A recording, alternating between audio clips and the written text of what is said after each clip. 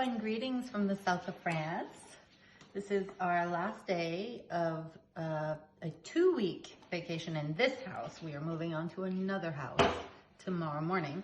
And I'm kind of emptying the fridge, but it's not such a bad last dinner. So I'm showing you how to make a crumble.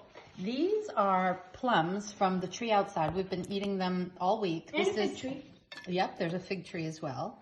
And these are quetch. They're like plums, of course. This one didn't peel easily, but I'm just cutting them in half, taking the pits out and rough throwing them in there. I have these marabelles, which are super small French little yellow plums.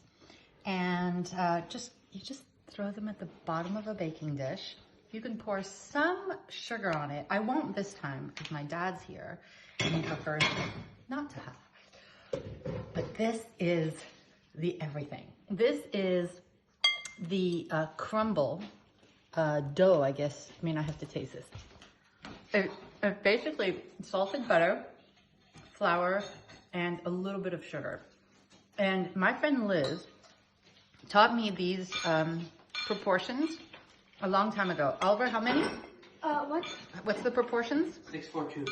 642. How do I know that? You do know that. Hi, Luke. I'm trying to do a video. Sorry. Okay, over here.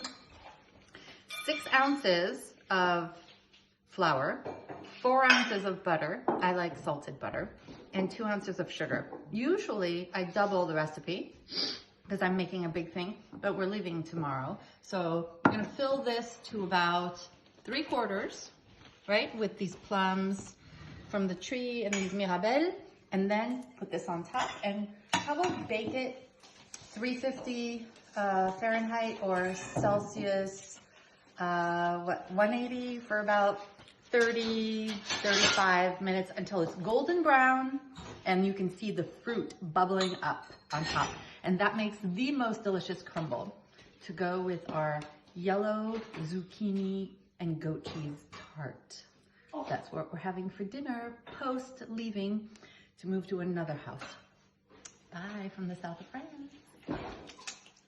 Say bye, guys. Bye, bye, bye.